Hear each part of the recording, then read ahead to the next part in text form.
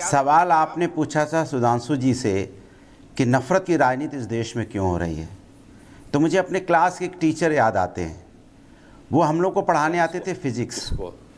जितना ज्ञान वो पढ़ के आते थे, जितना ज्ञान वो सब क्लास में बता देते थे, लेकिन हम सर उनसे पूछते रह जाते थे, सर हम लोग तो क्लास 9th में हैं सर, आप 12th का पढ़ा रहे हैं, ज्ञान दे रहे हैं, सर अभी तो हमारी 9th करवा दो, 9th पास करेंगे तो 10th में जाएंगे ना। लेकिन उनको अपना ज्ञान बताना होता था। सुधांशु जी ने 1961 की बात कर दी, 1948 की भी ज्ञान दे दिया, 1976 का भी ज्ञान दे दिया, और साथ साथ में एक नफरत का ज्ञान दिया उन्होंने। अगर मुस्लिम इस देश में इतने हो जाएंगे तो टूट सकता है, तब तो ताजमहल भी टूट सकता है। मतलब ये नफरती आवाज, ये भड़काने की बात कि अगर ये ऐसा हो जाएगा, अगर वैसा हो जाएगा, तो आप जिम्मेदार पद पे बैठे हैं, पार्लियामेंटेरियन हैं, और आप कहोगे अगर मुस्लिम ऐसा हो जाएगा तो वैसा हो जाएगा। कम से कम आप तो ऐसी बातें मत कीजिए। मैं आपसे पूछना चाहता हूं, आपको इंस्पेक्टर सुबोध याद है? किनको मारा था इंस्पेक्टर सुबोध ने? किस धर्म और जात के थे वो? इस तरह की बातें करके आप समाज के अंदर में क्या बोलना चाहते हैं? बिल्किस बानो केस आपको याद है? माने आपको इंसानियत खत्म हो गई है, मर गई इंसानियत।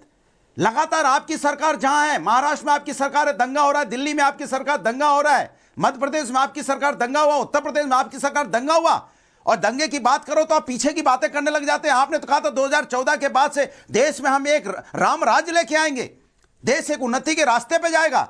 लेकिन आपने राजनीति कौन सी अपना ली? आपको पता है तो 2014 में आपने जनता के सामने वादे किए थे महंगाई, बेरोजगारी और महिला समस्या का, और आपने कहा था देश की सारी जो गरीबी दूर हो जाएगी, लेकिन आप वो वादा पूरा नहीं कर पाए। आपको पता है दर पे दर चुनाव हमें जीतने हैं, चूंकि हम जनता की समस्या का समाधान नहीं कर सकते, तो आपने नफरत की आग में झोंक दिया।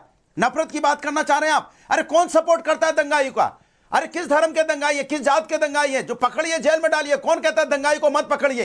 लेकिन भारतीय जनता पार्टी के नेता जो नफरत की आवाज बोलते हैं, जो नफरत का बीज बोलते हैं, उन पे कार्रवाई कब होगी? उन पे भी कार्रवाई कीजिए और ठोक के कार्रवाई कीजिए। ऐसा नहीं चलेगा कि भारतीय जनता पार्टी की केतकी सिंह विधायक कुछ भी बोल के चली जाएंगी कि वार्ड अलग बना दीजिए और आप कार्रवाई नहीं करेंगे। संवैधानिक पद पे बैठे लोग हैं, देश संविधान और न्यायपालिका से चल रहा है। बादशाहों का, राजाओं का देश नहीं है कि तलवार के नोक पे फैसला होगा। तलवार की नोक पे फैसला नहीं होगा, संवैधानिक फैसला होगा। अगर कानून के दायरे में जो गलती करता है उसको जेल में डाल दिया। बहुत सीधी सी बात मैं आपसे कहना चाहता हूं। दूसरी बात, आपने बड़ी अच्छी बात कही, ये नफरती, ये मर्ज कौन सा है?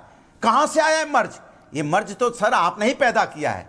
ये नफरत का मर्ज 2014 के बाद से आपने ही पैदा कर दिया। ऐसा आपने मर्ज पैदा किया कि सत्ता पाने वाला आपने हकीम में खोजा हुआ है। कहां से सत्ता मिलेगी?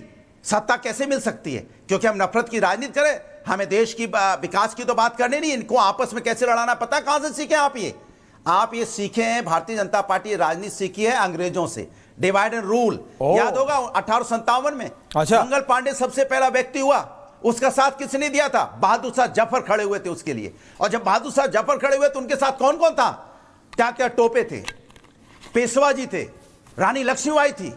तो लगा अंग्रेजों को, हिल गए अंग्रेज। यहां हिंदू मुस्लिम सारे एक साथ मिलके हमें यहां से दौड़ा देंगे। तो उन्होंने क्या बोला था? डिवाइड एंड रूल की राजनीति अपनाई थी। यही आपको लग रहा है कि हिंदुस्तान एक हो गया। उत्तर प्रदेश में आप सीटें हार चुके हैं, आप 33 पे आ गए, 240 पे पहुंच गए, धीरे धीरे आप एकदम 40 पे आ जाएंगे। आपने तुरंत दिमाग लगाया और नफरत की राजनीति शुरू कर दी।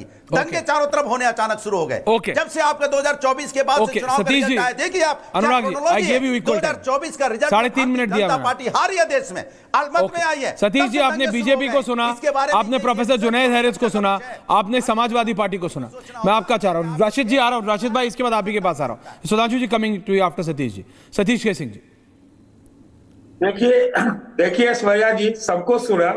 हमें तो लगता है जितना मैं भारतीयता जानता हूं और बहुत बड़ा राष्ट्रवादी, भाजपा वालों से ज्यादा, तो हम तो मध्यम मार्ग वाले लोग हैं, सेंट्रिस्ट आप कह लीजिए। भाई, कट्टरवाद का जवाब कट्टरवाद नहीं हो सकता। चाहे जुनैद साहब पर्दा डाले, चाहे सुधांशु जी पर्दा डाले, कट्टरवाद का जवाब, डॉक्टर साहब आप में तो एपीजे अब्दुल कलाम बनने की क्षमता है, लेकिन मुंह से थोड़ा बुलडोजर जो है कम करिए, आप कर सकते हैं। आरएसएस वालों ने क्या कहा कि ये औरंगजेब अप्रासंगिक हो गया, इररेलेवेंट हो, तो अपने पुरखों की तो मान लो। कितने कब्र खोदोगे डॉक्टर साहब, कितने कब्र खोदोगे? आपको अंग्रेजों के लोगों के साथ जो मिले हुए लोग थे उनके कब्र खोदने होंगे, आपको 2000 साल 5000 साल के कब्र खोदने होंगे, और जब ऐसे कब्र आप खोदोगे तो आप विकसित भारत का भी कब्र खोदोगे। डॉक्टर साहब, मैं मानता हूं कि कट्टरवादी लोग हैं मुसलमानों के बीच में, लेकिन अगर आपके यहां है, जो अभी संदीप सोम जी बोल के गए, क्या बोल के गए कुछ समझ में नहीं आया, तो क्या लेके लुक्का भाग रहे हैं क्या?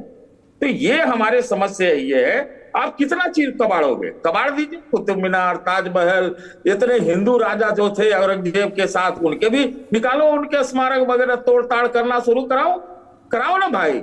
अंग्रेजों के साथ मिले हुए लोग थे, उनका भी तोड़ो। कितना तोड़ोगे? सुख निर्माण का बात कर रहे हैं आप, सुनहरे भारत की बात कर रहे हैं। मिला के चलना पड़ेगा डॉक्टर साहब, मिला के चलना पड़ेगा, उसकी कोई तरकीब सोचो। वैसे जो सेसेशनिस्ट एलिमेंट है, टेररिस्ट एलिमेंट भी है, कट्टरवादी एलिमेंट है, उसको कैसे जीता जाए ये आप करो ना डॉक्टर साहब। कौन आपका साथ नहीं देगा? राशिद साहब देगा साथ। ओके और सर, जो भी इसमें जो अलगाववादी फिरका प्रस्त मुसलमान की वाले भी होंगे, वो अलग थलग पड़ जाएंगे। झंडा थमाओ, उनके हाथ में भी तिरंगा।